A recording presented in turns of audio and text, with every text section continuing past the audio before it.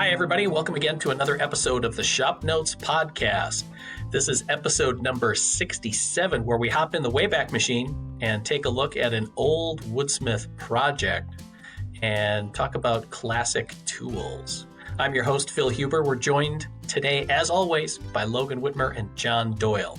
Hope you enjoy today's show. This episode of the ShopNotes Podcast is brought to you by Woodsmith Magazine.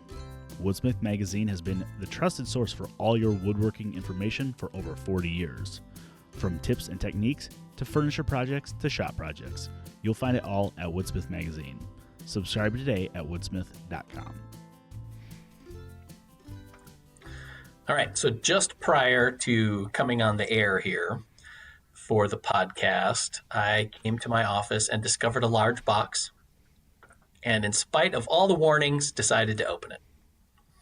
And inside of it, for those who are watching on our YouTube channel, was this classic Woodsmith project, the original Woodsmith half-blind dovetail jig.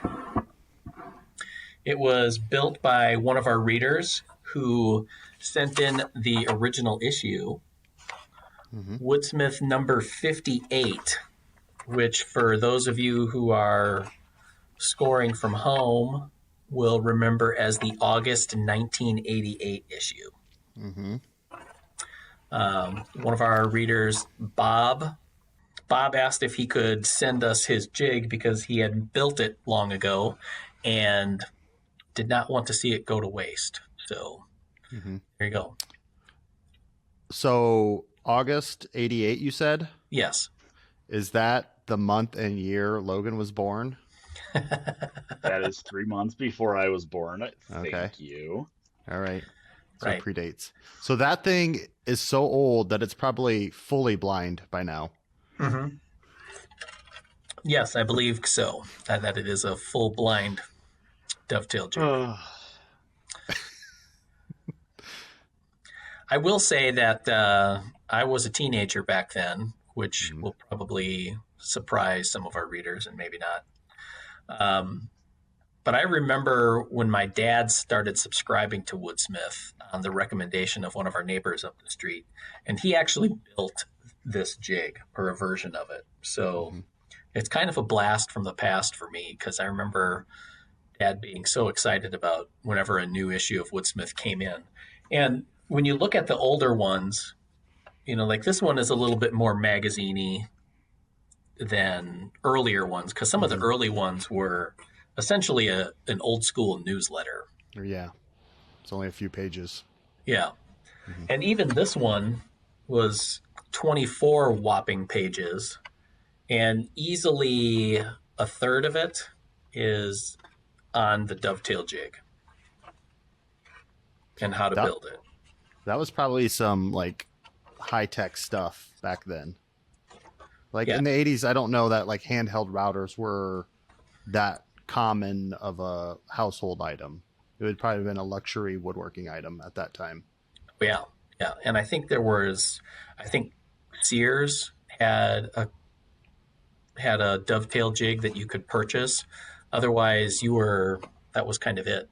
So, and then we even way back when went the extra step in including you could buy a hardware kit that we supplied that provided the dovetail template, the eye bolts that were used on here. And these were modified eye bolts where the eyes were welded shut just to keep them from loosening up with the cam clamps that you make. Threaded inserts, compression springs, steel pins, screws, machine screws, corner brackets with the holes and slots that were cut in them. So that was kind of crazy. Yeah. All for the low price of $38.95. Wow. That's like $10,000 in today dollars. That's like 6 Dogecoin. Right. Yeah. I don't know. Right. So, I don't know what probably. the conversion is.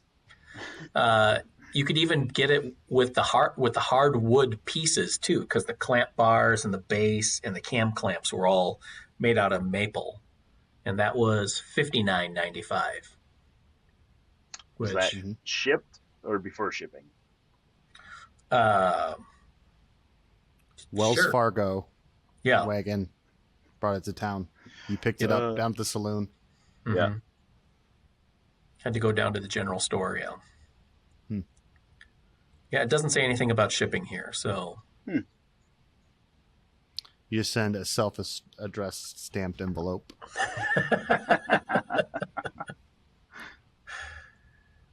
Oh, they also offered a 1/4-inch template instead of just a 1/2-inch one. Okay. Yeah, no, I remember Dad making that in the... there was a bedroom set that was built that used the drawers for this. Or used that jig for all the drawers. Yeah. Is it the cherry? Oh, the cherry bedroom set, yeah. Mm-hmm. Yep. I remember that. It was the bed, this dresser, a double dresser, like a lingerie type cabinet, wasn't it called, or something like a tall lingerie? Yep, narrow. That one I made as one of my first like legitimate woodworking projects. Was a version of that. I only had 2 drawers and then a door down below because ain't nobody got time to make that many drawers. But right. So it was fun. There's a lot of good memories in this. So, and then before our first child was born, I decided to make a dresser for our bedroom, and then didn't end up finishing that dresser for like 7 years. So I did all the drawer joinery using Dad's version of that jig. So how did it work? It actually worked really well. Like it was, I ended up making my own later on just because I liked it so much, and then I never used it, so I gave it away. So I guess here's the question, right? Where do you, just thinking about that, like the dovetail jig, where do you draw the line between deciding to buy a jig like that? Sure. Like let's call it the Lee jig or Porter cable version or whoever's, and investing the time to make your own. Because I know most people's arguments are, why would I spend the money to buy it when I could make it like that? However, I think for the material, the hardware, and then the time invested, I would be making it out of sheer fun versus saving any form of money when you combine my time in with it, right? So I guess where do you guys draw the line? Yeah. If I had to like whip out a kitchen or something and I didn't have time to mess around making the jig, I would probably buy it and just, get to work. Yeah. But I'm kind of like you, that I just enjoy building jigs or goofy woodworking devices just for the entertainment of it. I don't know. That's where I'm at, I guess. Yeah. Just kind of for entertainment purposes. But yeah, and as a former ShopNotes staff member, we got that all the time with all of our shop built tools and jigs and accessories and stuff, where it's like, why would you waste the money and time was the big thing when you could just be building furniture. And I feel like that was kind of a fool's question in the sense that I'm already woodworking. Like that applies to furniture too. Like why waste all that time building your own furniture when you can just go out and buy it? Right. Sometimes for far, far cheaper. Yeah. So I guess I get that. And I guess to me, I have a fairly low reward for building jigs and stuff. Like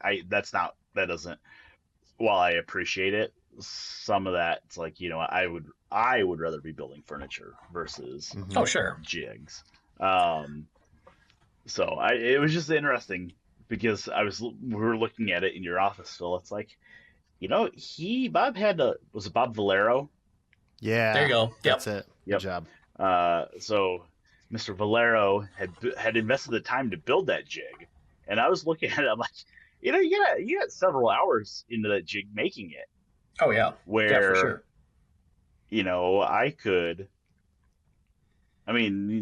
Nowadays I could go on Craigslist or Facebook Marketplace, probably buy a used Dovetail Jig pretty inexpensively. Mm-hmm. And so it's just an interesting, like, where do you draw the line? Like, our shop built edge sander that's sitting on the set on the opposite wall of John, Right. that I think would cost you probably $500 or $600 to build it, right? Mm-hmm. Yeah. Between buying the motor and then the time invested. Right. Where you could probably go buy. I mean, a new one's going to be probably $1,000, I would guess. But you could probably find a used one.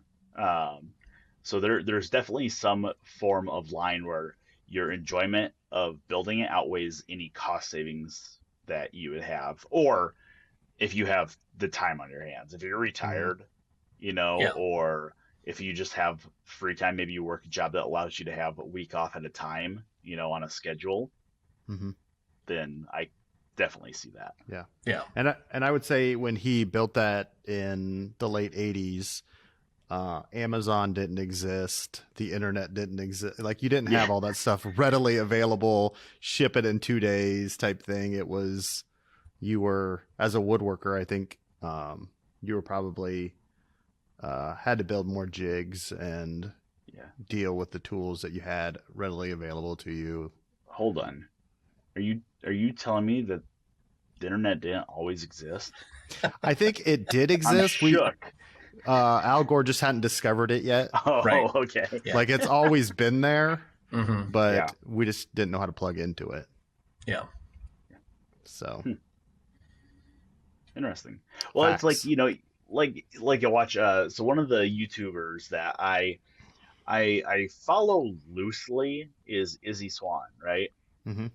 And he does a lot of shop made jigs and whatchamacallits and just stuff that doesn't really have any value except for the pure joy of building it and the entertainment value. Like the walking machine, like he had a walking machine that you stood on and rode and stuff. Like, I mean, super fun and cool. No real value other than entertainment value, which is, I mean, I'm not saying it's not a legitimate reason to build something. It completely is.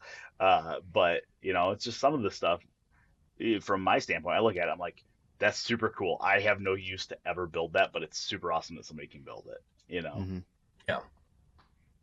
I think it depends also on the kind of, I don't know, your personality as a woodworker and how you're approaching the craft. There are some people that are definitely real project oriented. The purpose of getting involved in woodworking is to fill your house with furniture. Yep.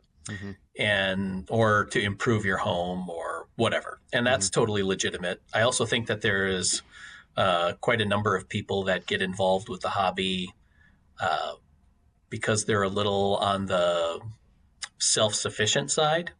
It's Absolutely. the getting it yourself kind of mentality where you want to just provide for yourself, and you're making a statement about our consumer disposable society. And then I also think that there is and these all overlap, I think, in different ways too, but there's quite a few woodworkers that are just kind of tinkerers.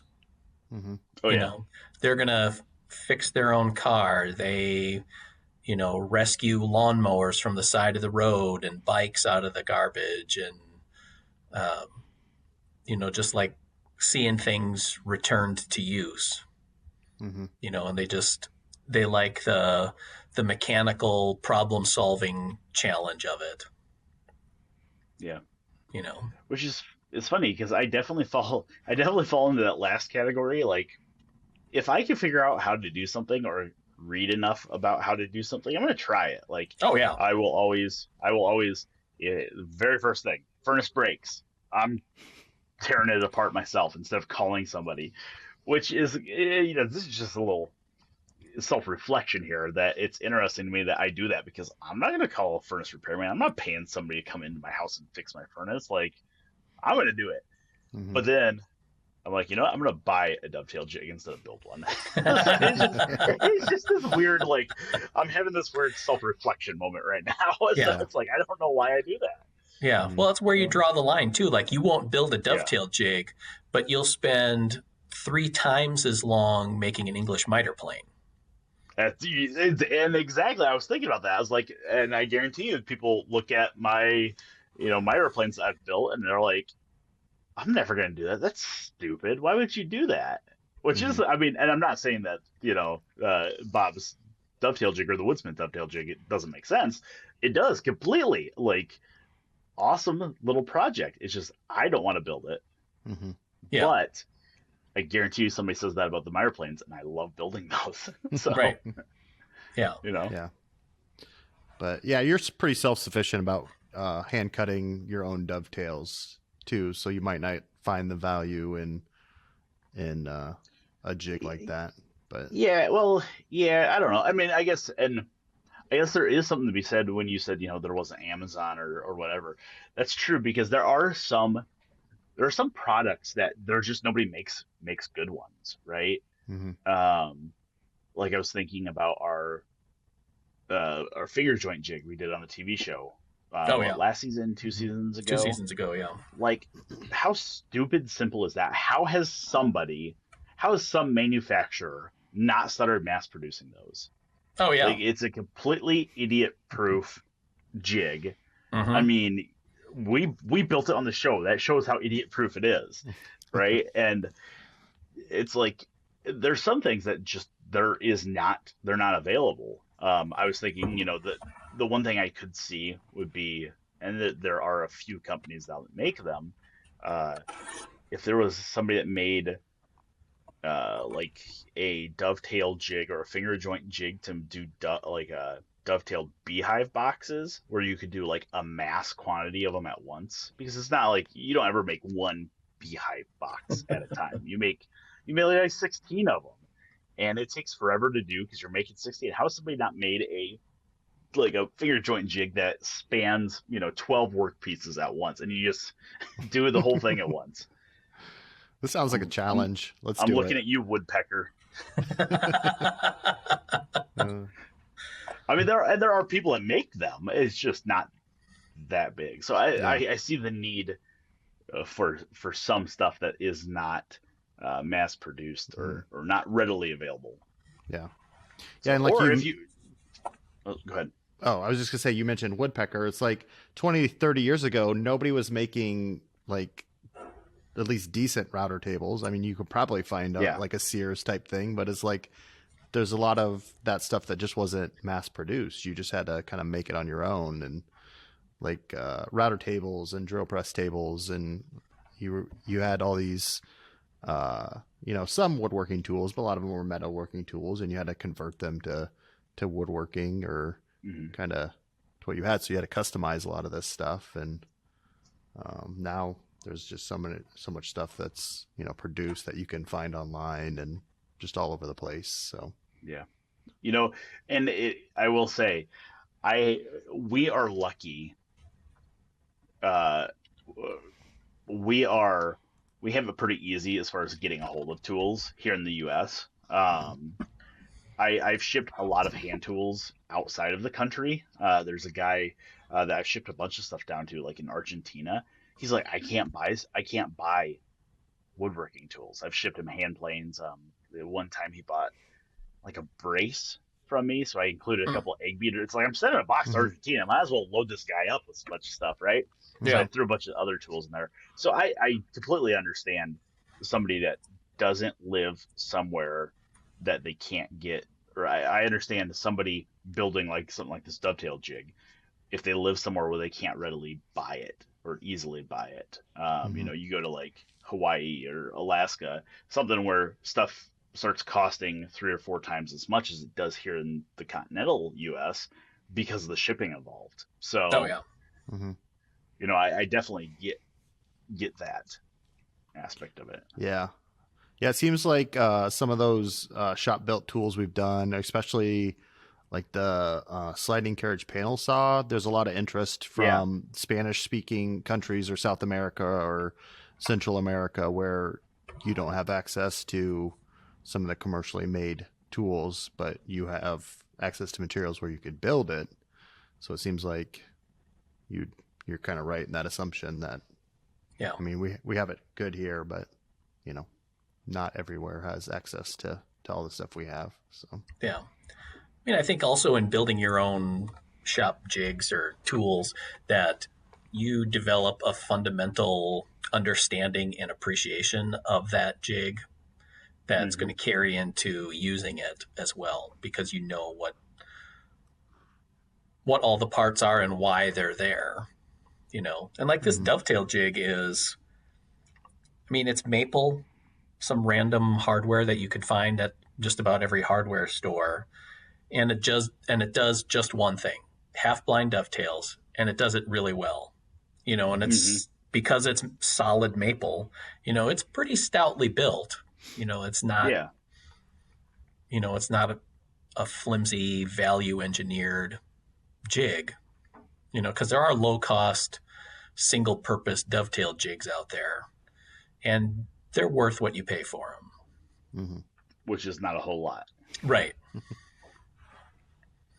Yeah, and you start building that stuff, and you kind of figure out how simple they are, and they're not very complicated. Kind of like the that pocket hole jig machine that I built a while ago, just for the heck of it. It's like it's just a router and a straight bit that, you know, rocks on a pivot point and cuts pocket holes. Yeah, so they're pretty simple. Sure. That's it. Chris Fitch, get on it. We need a shop-made domino. All right. He has that on the Matrix somewhere, is doing a good shop-built, you know. I mean, we also, just a few issues ago, had that horizontal mortising machine that Chris designed. Yeah.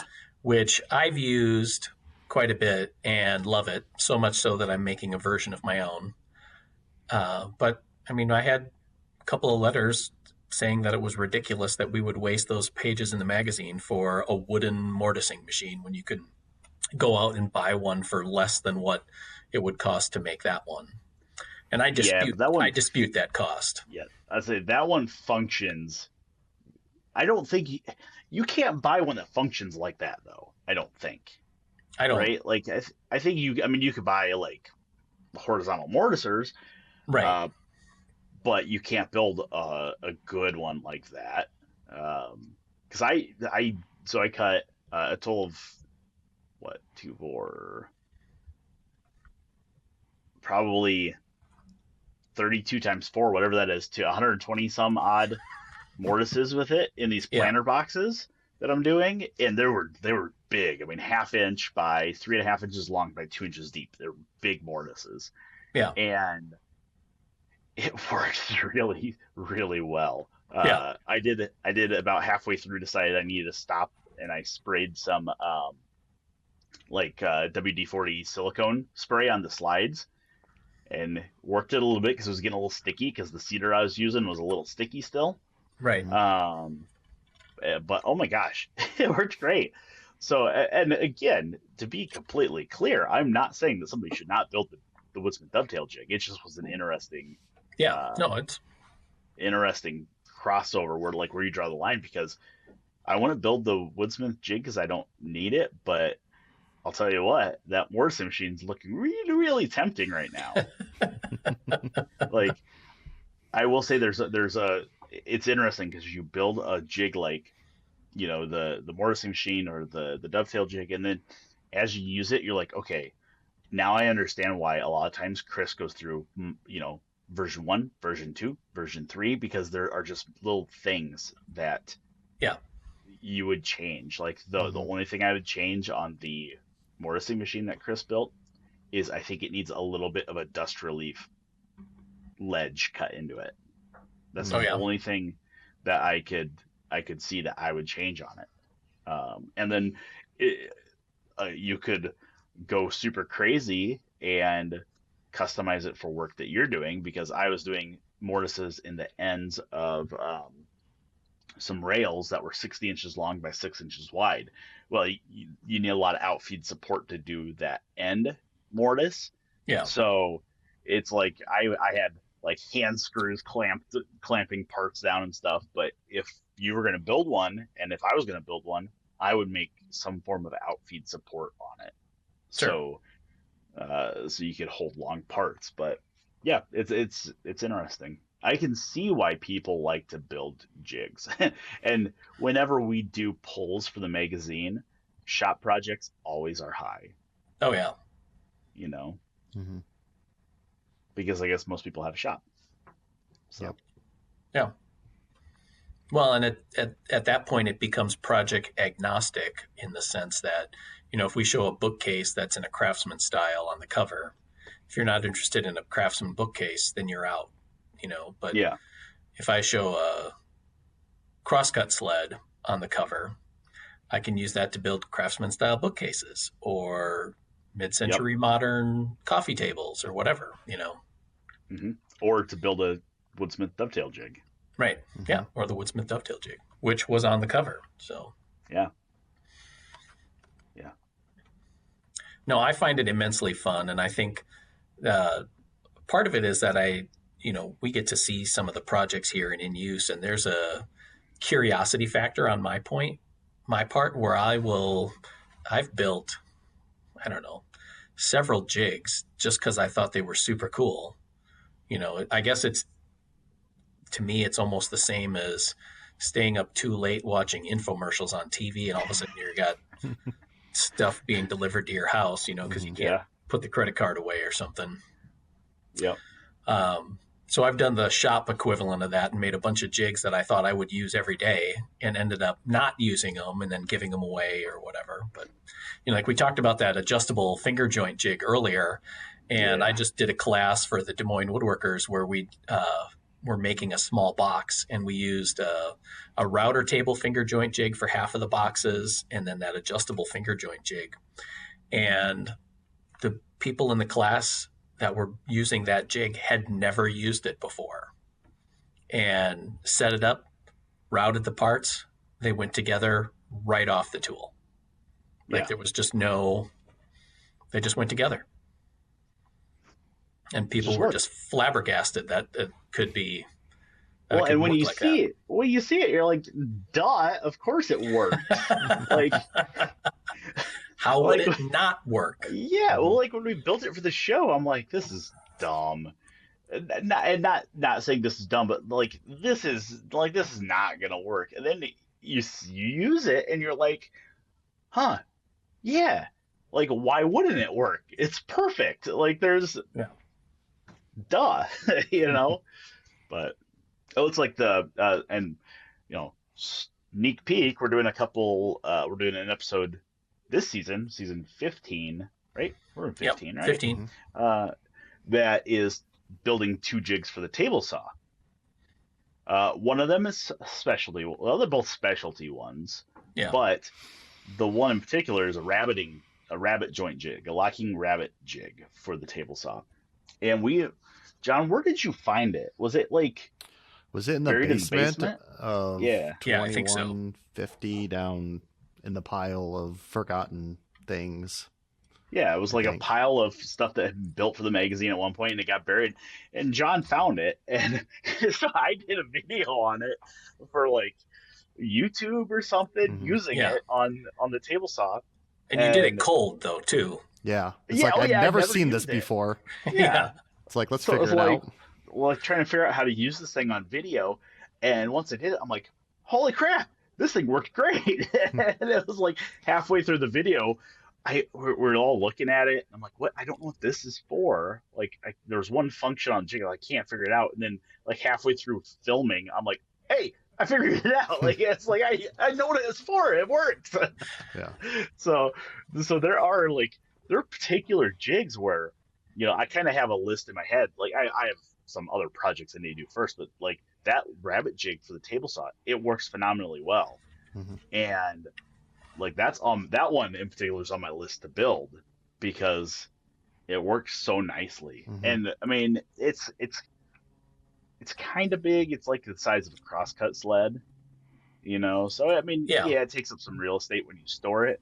But man, for doing locking rabbit joints, and if you're doing a bunch of them, oh yeah, awesome. Yeah, because usually when I would do locking rabbet joints, I had the luxury of having 2 different table saws in the building, so I would be going back and forth between the 2 table saws and different setups. But with that one, you just set up the table saw once, and then you set up the sled to do the different functions or parts of the drawer. So it's nice. I guess that's the part that just I loved about that jig so much, is seeing it in use, was how, because you're right, normally when you do a locking rabbet joint, it's like you have to do all of this step first.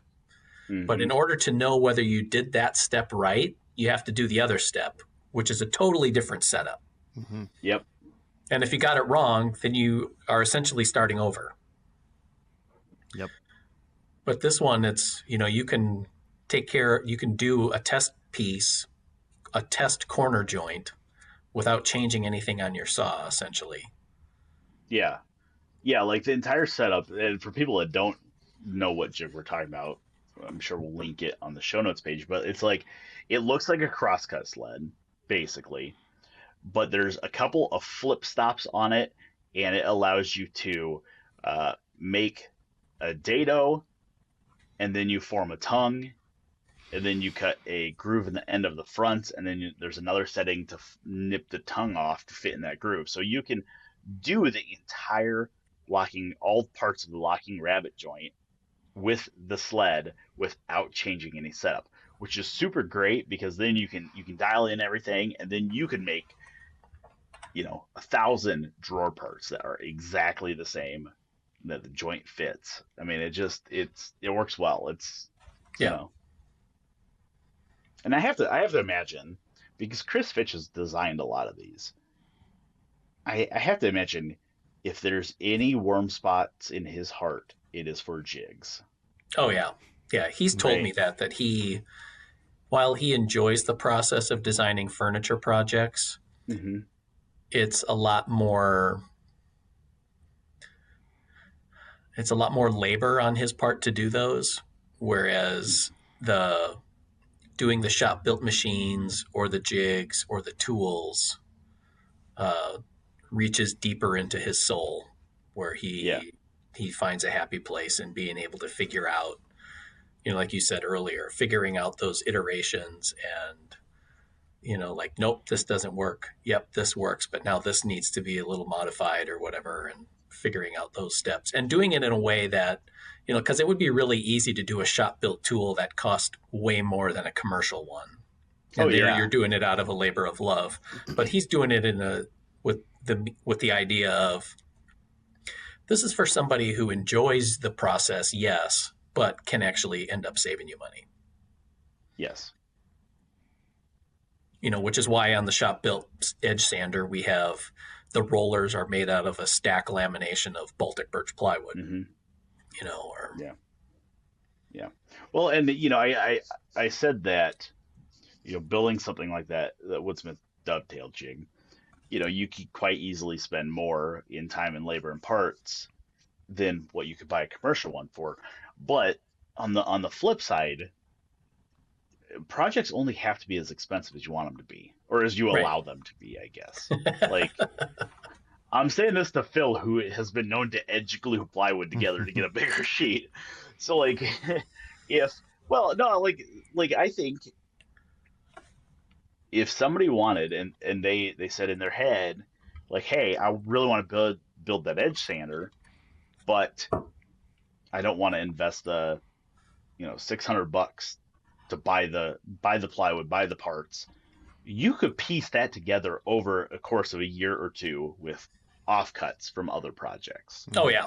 There's no reason you had to go out and buy full sheets of plywood to make that. You could wait until you had parts and make it. And if you didn't want to buy the motor from electricmotors.com like we did, you keep an eye on Facebook or Craigslist Marketplace. You could find a motor that you could salvage out of something, I would sure think, pretty cheaply. Oh yeah, you can haunt a resale shop and find like exercise equipment or whatever, and get a harvest parts off of. People complain to me about like the cost of a jig or like the drill press table that I built recently. It's like you don't have a little scrap of plastic laminate laying around, or like the little pieces of plywood, or all these threaded knobs just in the drawer. It's like, are you even a real woodworker? It's like, save up all your scraps. This is what you've been saving for. Yeah. All the little pieces of Baltic birch and MDF. Your entire life. Yes. It's like, scraps assemble. Like, Yeah. this is your time to shine. So.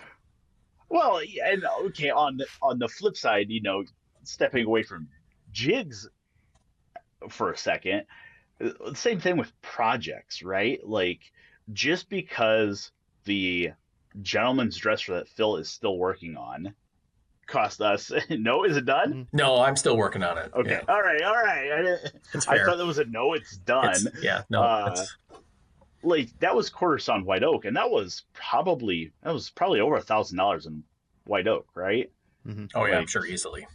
I mean, just because we showed it in quarter sawn white oak, that doesn't mean you have to go and build it out of quarter sawn white oak. You could go build it out of, alder and have it cost a quarter of the price. Oh yeah. So, just a little ranting, because I know people are always upset when we use an expensive material. Right. That doesn't mean that's what you have to build it out of. You can get as cheap as you want. Even for our jigs, it's like they're all built out of, uniform Baltic birch and hard maple and this and that. Because it photographs well. Right, because we're photographing it. But it's like you can mix and match or use MDF or just, cheaper plywood, or, as long as it's flat, and it'd be just fine. So. Yep. But. And, a lot of times that's why we end up painting the jig too, because it transforms it from something like, oh, you built that, to you built that? Mm-hmm. Yeah. Yeah, it's always like Chris's shop made. I'm a little disappointed that he didn't do that on the edge sander, although Steve built that edge sander, so maybe that's why. The ones Chris had built, shop made machines, he always did that hammered paint where it's like, that looks like that thing's like straight up made out of sheet metal. Like, it looks like it came out of the Kennedy tool chest factory, Right. Yeah. It's just super cool. You have to explain to people, no, this is shop made. It's plywood. It's mostly MDF. Or MDF. Yeah. It's just painted to look like metal, and so. Mm-hmm. Yeah. So and it's fun because we have a lot of those projects in use now in the shop. Mm-hmm. So it's fun to, when people come for tours, is to be able to be like, oh yeah, Chris designed that. That's a shop built project. That sander. Yep. That sliding cutoff grinding station, totally shop made. Nope. It's not cast iron. It's just painted plywood. Really? Weighs like cast iron though, because it's MDF. So there you go. Mm-hmm. All right.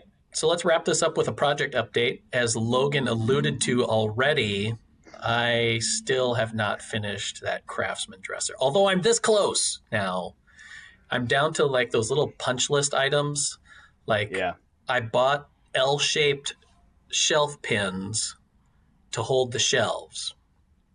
But the shelves that we made were sized for like a nice fit. So now I have to cut off like, 3/16 off the end of it, or use regular shelf pins or something like that. So I'm trying to decide whether I want to just get regular shelf pins and use them that way, or trim them down. Plus, I also have a request to add a couple of more shelves than what we have ready with it. So like change orders cost extra. Mm-hmm. Yeah, for sure. Which reminds me, how are you doing on your drawers and doors for your office? I'm not. So we're in sawmilling season, so everything else is on hold. Right. I am working on these raised planter beds for a friend of mine, for his wife, for Mother's Day. So I have a deadline on those. Those will get done. But yeah, we're in sawmilling season. I've been selling lumber, cutting lumber. Sold some stuff, 2 weeks ago, to a listener of ours, Nelson. He I told him, I was like, I cannot get him and John together ever because they have the exact same sense of humor. Funniest guy in the world, super nice guy. He came out, he bought some walnut off me, and I liked it because he wanted to do some barter. So I ended up with I sold him the lumber, but took some off because I ended up with a woodpecker drill press table. Have not installed it yet, but I need to. And I also ended up with an uni pizza oven from him. And I think in trade for that, I'm going to saw a couple logs that he has. But it was super fun to meet him and do that. Yesterday, I actually took the day off and we cut one of my arborists that I work with, and we cut. I would guess, I didn't measure it. There was four really big bur oak logs that we cut, and then some smaller stuff. So I'm guessing we have close to a 1,500 board feet of quarter sawn white oak in his trailer right now that we're going to have to unload and stack at my house this evening. So it was a fun day. I went through, 5 or 6 bandsaw blades. I found 7 nails in one log. That was it. So it actually wasn't they were yard trees, so I assumed I was going to find a bunch of metal. Yeah. But with just one log, it had 7 nails. I hit them once, and then I was able to cut past them. So yeah, it was fun. So cool. If everybody needs some quarter sawn white oak, it'll be for sale in a year. Gentleman's dresser. Or now, if you want to dry it yourself. Exactly. Yeah. Deep discounts for wet lumber. Just sell it by the pound. Yeah. So. John, you got anything you're working on? So last spring, we were in quarantine and I was building a playhouse swing set for the kids. And last summer it was fully functioning except for, some trim and doors and part of the railing, and kind of lost momentum on that. And the kids kept bugging me to work on it or paint it. And I'd be like, oh, it's too hot to paint, or it's too wet to paint, or it's too cold to paint now. So we've come full circle. So they've kind of got me back focused on that. And the other thing is, when we had the derecho come through, I couldn't get fence pickets because it had blown all our fences away. So they were all out of stock, and the railing slats were made from fence pickets. So back now working on some of the trim work and finishing that up for them. We've had some warm weekends, so I've been able to be out there and tinker around with it. Yeah. But that's about it. I was sure you were going to say that you were disassembling it to triple your money by reselling the lumber. Yeah, it's fully dried out, ready for anybody to start building. It's probably like $10,000 in lumber by today's standards. I bought in low last spring before it's an investment. Things got nutty. So even then last spring, the people were building decks, and it seemed like I'd go to the lumber yard and all the decking would be gone one day if I didn't get there right in the morning. And so even a year ago, it was starting to get a little nutty, but the prices hadn't skyrocketed yet. So it was a good investment. Can disassemble, like you said, and turn my money on it and do something else. There you go. Yeah, so. All right, that wraps it up for another episode of the ShopNotes Podcast. Just a reminder, you can watch the podcast on our YouTube channel, Woodsmith Shop. You can also check out our show notes page, where we'll have some links and photos of some of the other things that we've been talking about in today's episode. If you have any questions, comments, or smart remarks, you can leave those in the YouTube video, or you can send them to us by email, woodsmith@woodsmith.com. Thanks for listening, everybody, and we'll see you next week on the ShopNotes Podcast. Bye, everybody. This episode of ShopNotes Podcast is brought to you by Woodsmith Plans. You'll find nearly 1,000 plans covering everything that you'd want to build. From furniture projects to gift projects, kitchen accessories, workshop projects, and jigs and more. Find your next project at woodsmithplans.com.